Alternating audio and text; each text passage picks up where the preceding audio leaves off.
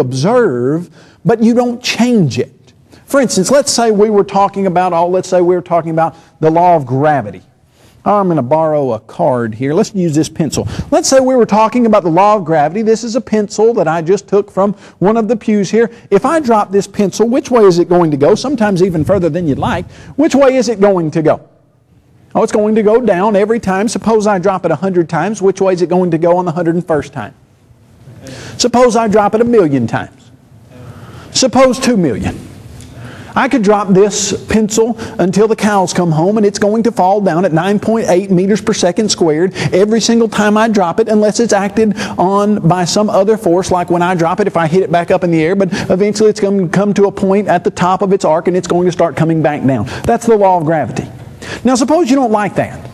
Suppose you say, Kyle, I sure am not liking law of gravity. I'm getting a little older and law of gravity's working on my face. It's causing me to sag a little bit. And, you know, when I get out of bed, my foot goes down to the floor every time.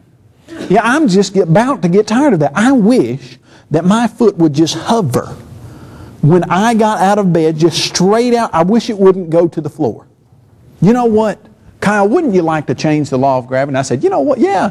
Wouldn't it be cool if when you got up in the morning, your foot didn't go to the ground, it just hovered straight, right, perpendicular from the bed? That'd be awesome, wouldn't it? All right, let's assemble 1,000,000 of the most brilliant scientists in the world, and let's vote on the law of gravity. All right, let's do that. We've got 1,000,000 of the most brilliant scientists in the world, and us.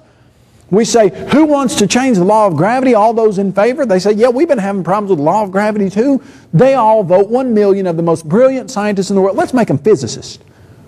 That way we get the people in the physics field. There you go, 1,000,000 of the most brilliant physicists in the world. All the ayes vote for yes, changing it. We got 1,000,000 ayes.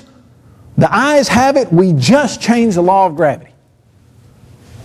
Now, I just need a volunteer to step off a 20-story building to prove that we've changed it. We got any takers? No, because you don't change scientific laws, do you? You can label them. You can observe them. You can look at them. You can study them. You can work your life around them so that they don't cause you harm or discomfort, but you can't change them. Now, there is the most fundamental law of science in the world. Everybody uses it on a regular basis. I'm going to show you how that is. This is a hypothetical situation, of course, so you'll just have to use your imagination. Suppose that you are sitting in this auditorium this evening, and I am so interesting that you're not thinking about anything else in the world. You're sitting on the edge of your seat with bated breath, waiting for the next syllable that's going to roll off. Now, like I said, this is hypothetical, so you got to work with me here. But let's say you really are paying outstanding attention and you're listening to me so well, but all of a sudden, that songbook that's perched on the edge of that table launches across the room going 95 miles an hour, crashes into the back emergency light, smashes it to about 103 pieces. The songbook smashes into about 987 pages, and your eyes get as big as saucers, and you flip around and you look at me and you say, Kyle, what caused that? Now, you just applied the law of cause and effect. It's the most fundamental law in science. You use it on a daily basis. In fact, you use it probably on a minute-to-minute basis.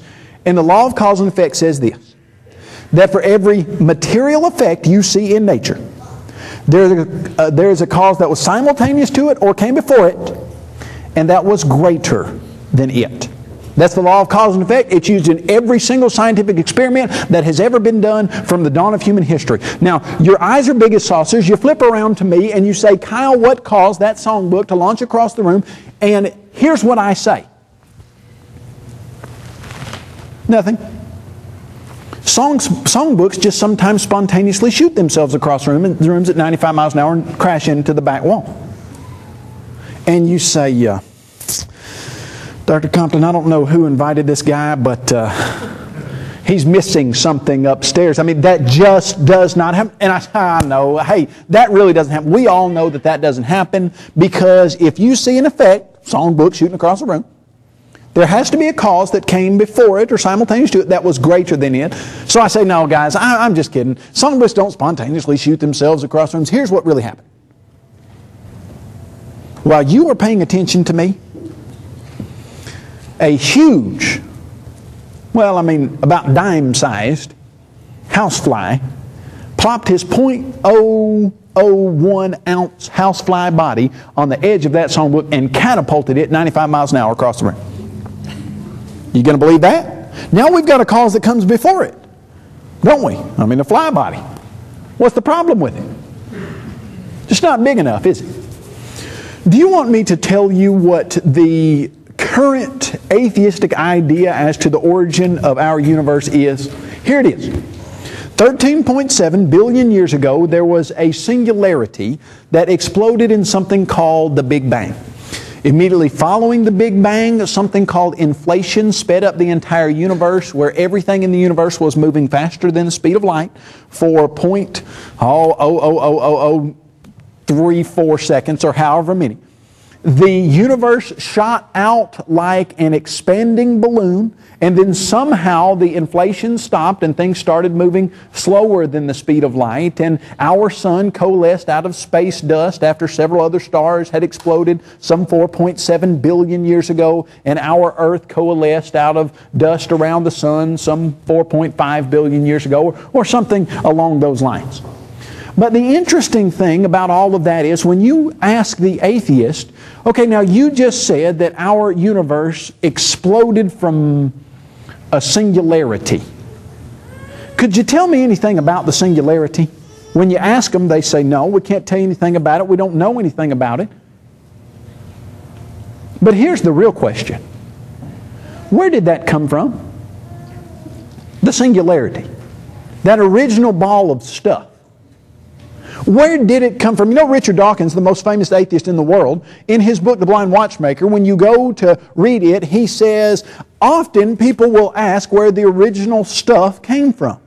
He said, I'm a biologist. I deal with biology. That's a question for the physicist. I can't answer it. The physicists tell me that they can, and so I take their word for it.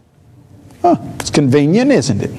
You don't have an answer, so you just push it to some other discipline and say you take their word for it. Okay, let me tell you what the most brilliant theoretical physicist in the world gives as the answer to where the universe came from. Just wrote a book. His name is Stephen Hawking. And Stephen Hawking just recently wrote a book called The Grand Design. And I'm going to tell you what the most brilliant theoretical physicist in the world gives as an explanation for our universe. Here's what he says. With a straight face, expecting people to believe him, he says, our universe spontaneously popped into existence out of nothing. Now, you should laugh at that. You know why? Because that violates the most fundamental law of science that anybody has ever seen. When you ask any person who's ever done any scientific experiment ever, have you ever seen anything spontaneously pop into existence out of nothing? They will have to say, no, we've never seen that. That can't happen. If that could happen, then that would violate the most fundamental scientific law in the world, the law of cause and effect, and yet the most brilliant theoretical physicist in the world, because he doesn't have an answer for where the universe came from, comes up with, it just spontaneously popped into existence out of nothing. Do you know how many times he would have to go around and spout off that that songbook can spontaneously shoot itself across the room to get a person to believe that? It wouldn't matter how many times. If he said it 1,000,000, if he said it 1,000,000,000, he could travel for the rest of his life talking to audiences like this, and I'm convinced he wouldn't convince a single person that a songbook could shoot itself across a room going 95 miles an hour. And yet, he's convinced or duped almost an entire society that a universe can do that. Now, is it any wonder that the psalmist said in Psalm 14:1, the fool has said in his heart, there is no God. You see, once you get rid of the idea of God, you have to grasp at the ridiculous in order to come up with an answer. The first problem for the people who claim atheism is that they can't get the original stuff. The second problem for people who claim atheism is, all right, let's say you give them the stuff. Now, they can't get it, and we're not going to.